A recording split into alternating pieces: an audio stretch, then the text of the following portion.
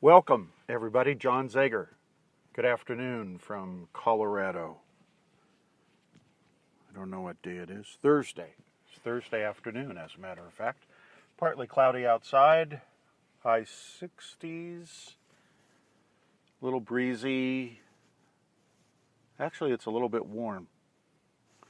But a nice day all in all. Supposed to be up in the 70s for the next couple days to come. So we're going to change podcasts, and I'm going to write a different blog as well for today. I already did one podcast earlier this morning, and I need to get another podcast in this afternoon, which I'm doing right now, because tomorrow I'm going to be unavailable. And so I don't want to miss out on anything, and want to go ahead and just make sure I'm doing one every single day. I'm going to do the same thing with my blogging. I'm going to do another blog this afternoon in case I don't have the time to do one tomorrow. I may, at the end of the day tomorrow, maybe late, but I may do podcast and a blog late tomorrow with the end result of my activities for Friday. So here's the deal. Get my fish back on. For those of you who know me, and I don't know, the 3 people that are listening, I fly fish. I'm a professional fly fishing person. I guide professionally. I actually guide all over the country. Within limits, of course. You know, there are certain things and laws and all that kind of stuff where you have to have licensure in order to go do this, that, and the other thing. But you can also, what would they call it? You can also take people and not actually be a guide, but you can be with them. And you can work on their fly casting ability and just changing and tweaking some different parts of their fly casting. You can work on reading water. You can work on, catching fish and just technical things. You can work on all that stuff, and you're not really guiding. You're hosting that person. So sometimes I have the luxury, becoming more and more actually in the last couple of years, but I have the luxury of hosting people on trips to different places. One of the places I go is down at the bottom of Mexico. It's the Yucatan, and you can throw a rock and hit Belize. And then another place I go is just across that place, that inlet bay, and I have people sometimes, and I'm down in Belize, right? And I'm just hosting people, with their trips. I might try to set it up for them, or whatever their needs and wants are. It doesn't matter. I'm okay with doing that kind of stuff. And when I'm up in the Pacific Northwest for steelhead, I always have the availability to guide a couple people up there. And I do. The other thing, when I'm down in the Texas Gulf, down in the salt down there, I do fly casting classes in the morning in the bay.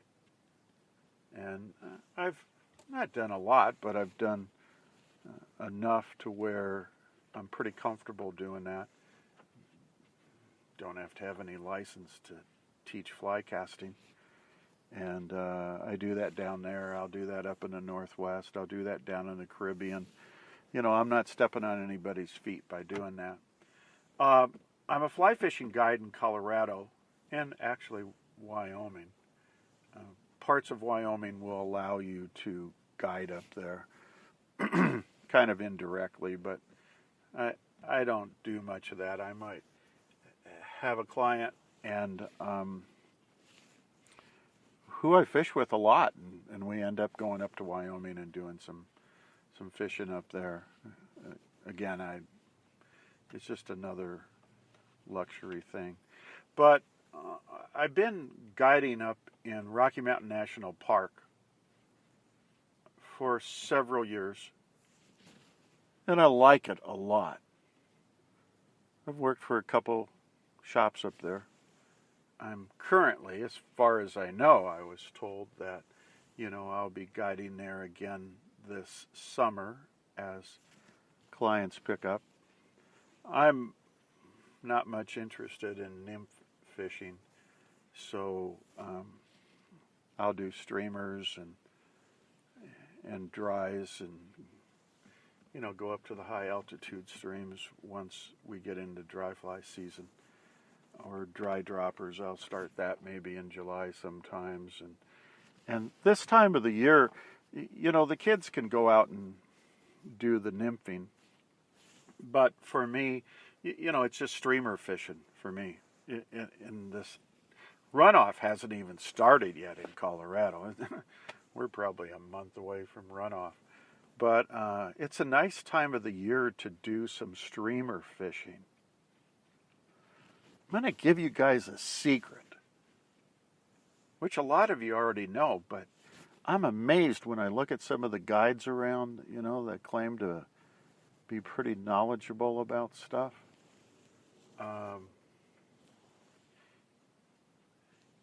They have some of the traditional little streamers, and they might double up on a couple of them or whatever, I don't know.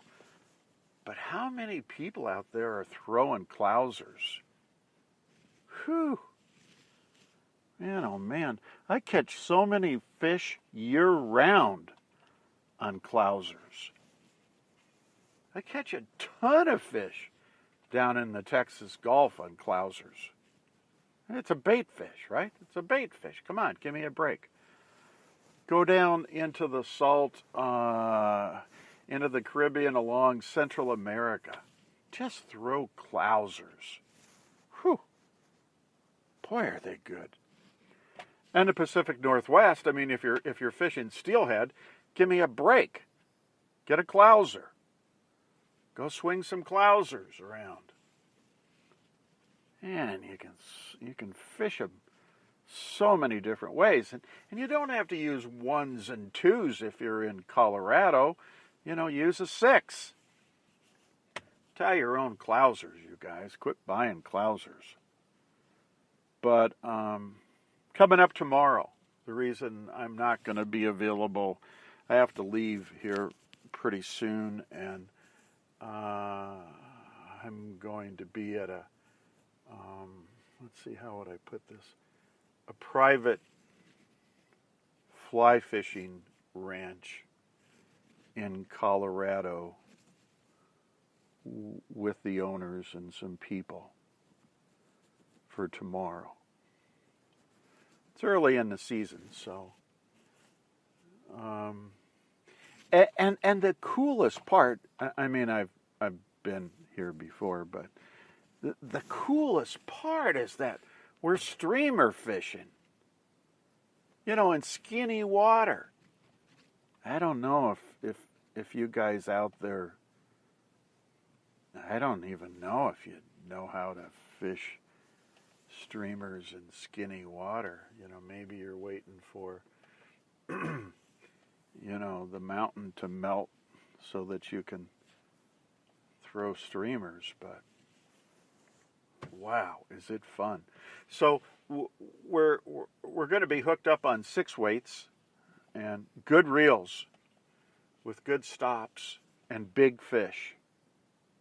Now, here's a bone I have to pick with some of you guys out there. And again, I'm only talking to 3 people, and probably none of you are the people I'm thinking about. But I don't take pictures. I don't have to show you my fish. You don't need to know how big a fish I catch. It's none of your business. I went up steelhead fishing, probably caught over 100 steelhead this winter. None of your business. I didn't send a single picture back.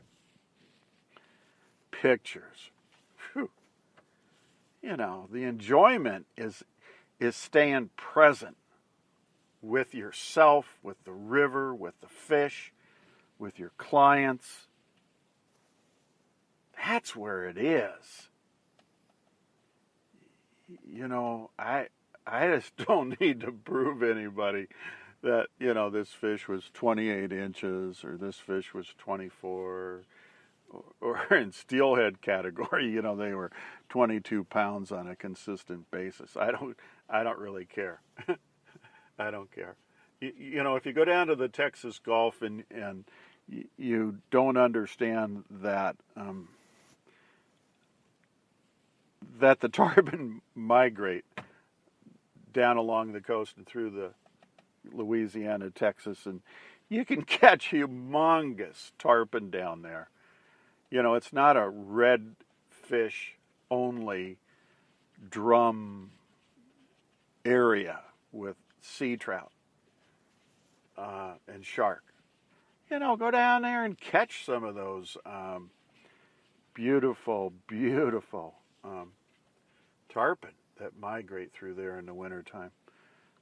What's the other one? It's really nice. But so anyway, tomorrow I'm up in high altitude of Colorado at a beautiful, spectacular trout fishing lodge, and I'm working tomorrow. So that's what I'm going to be doing all day. I'm actually going to leave here probably in a little while, not right away, but in a little while, and drive up there and then be ready for some pretty hardcore streamer fishing tomorrow. 6 weights, good reels, no junk. I'm going to throw a ton of Clousers, and they're mostly going to be size 6. The eyes and stuff, I've gotten pretty much the smallest ones I can because it's skinny water, and there's going to be some runs in there where you know, you want to pull back and sink it a little bit. So I don't know if you guys, but if you want to sink through runs with streamers, you understand you have to mend either downstream or upstream, and then lift your rod up and allow it to drop down and sink. I don't know if other people, maybe you guys do, maybe you don't. You know, you fish streamers downstream. I don't know. I listen to some of these people, and you know, they're on this. I don't know where they get this information at. I'm not even sure, but you know, you fish streamers downstream. Tail in, tail outs, you know, seams, inside, outside, rainbows in the riffles, browns on the seams. Might find a cutthroat on a seam here and there. Brookies in the pools and stuff. I mean, just simple logic, simple guiding stuff. So tomorrow's going to be a fun day for me. I mean, I spent all winter fishing, and I'm glad I took a break and all that kind of stuff, and yay, but it's time to, and everything's ready. I mean, all my gear and equipment and everything is in primo condition, and I've upgraded a couple more things, and you know, so everything's actually packed in my truck right now as I sit here in front of my little lake. And I don't know what's going to happen with Rocky Mountain National Park. I'm looking forward to guiding up there. I got word from the owner that you know, he would be using me again this season, and I'm optimistic about that. And I don't know, at some point in time, I guess they call and they go there, and so the phone rang. That's the first time the phone's ever rang when I'm doing a podcast. My apologies for that, you guys. And looks like we're still on board and still going forward. Doesn't appear that anything got screwed up. So anyway, that's where I'm going to be tomorrow, and I'm looking forward to it. And I will probably do a podcast on it when I'm finished. That might be Saturday. And exciting stories. I always have great stories. And yeah, so that's the fishing story for today. Just I'm getting ready, and I'm excited about the possibility of some of this place that we're going. I mean, just has, you could fish the private water all summer and never know all of the private water. And this is miles and miles and miles and miles of numerous rivers and creeks and streams where big fish, big fish. So, anyway, that's what's going on for tomorrow. Just wanted to jump in, do a quick podcast, let you guys know what's going on. Please come back and listen to the results of that. And God bless everybody.